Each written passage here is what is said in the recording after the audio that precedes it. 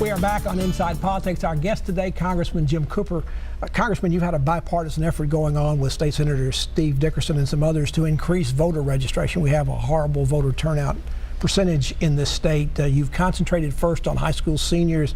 Now the program is being widened out. Tell us a little bit about what that's about, particularly in terms of involving a lot of the companies in the community.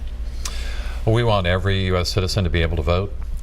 That's the way democracy works best.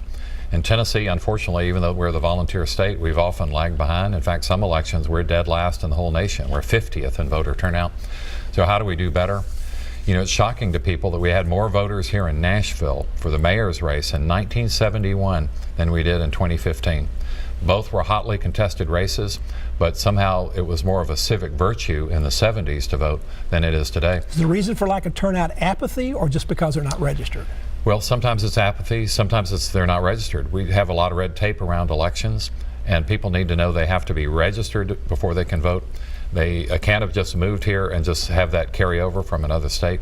And you have to be registered at least a month in advance of the election. But is it a matter of just getting them registered? Isn't one of the problems, again, in the school system that there's been a complete de-emphasis on teaching civics and how government functions and ought to operate, and the importance of people being registered and being involved?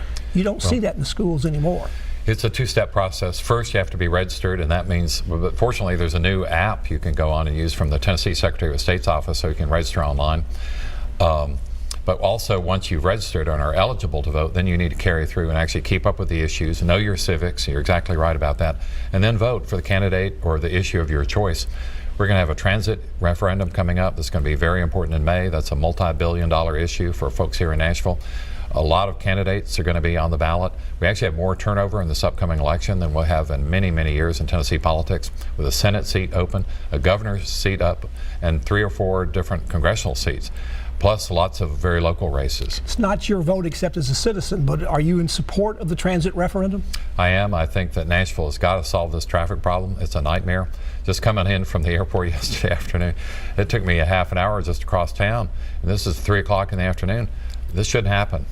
Now, in that same regard, Mayor Berry's going to need quite a bit of federal money for that, and the signals are at best mixed out of the Trump administration. What would you say to her about the prospects of her getting federal money to help complete the program, even if it's approved by the voters? Well, I want to try my best to help this city solve its problems. I want to get as much federal help as possible. Now, President Trump promised us a big infrastructure bill, which would help, but he hasn't produced.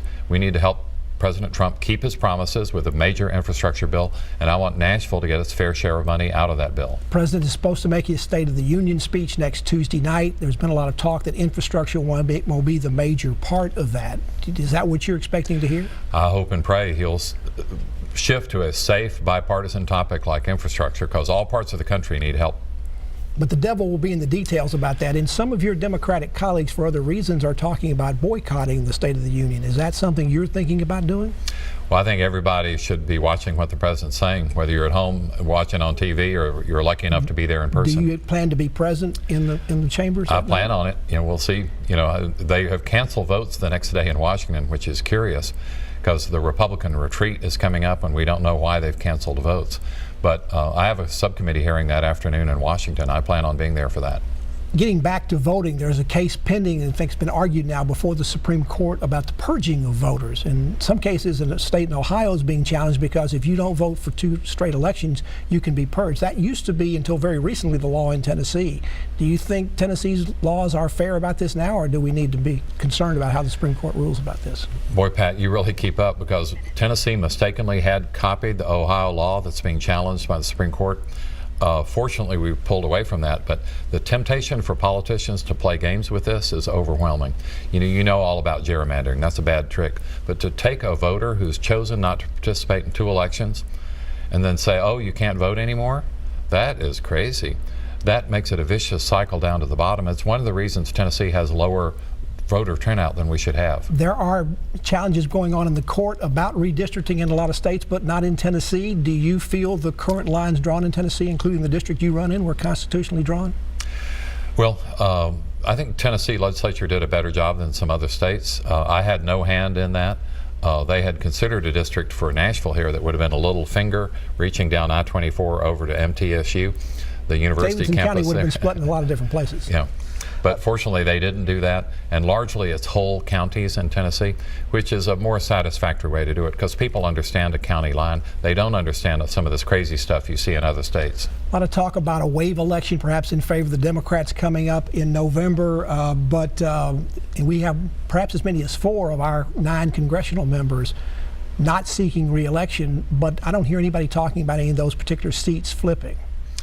Well, so the wave won't be here in Tennessee? Almost every congressional district in Tennessee, except for this one in the 5th district, is considered a partisan gerrymandered seat because it's R plus 20 or something like that. Now, Tennessee is a pretty Republican state overall, particularly in rural areas, but some of these seats are heavily Republican.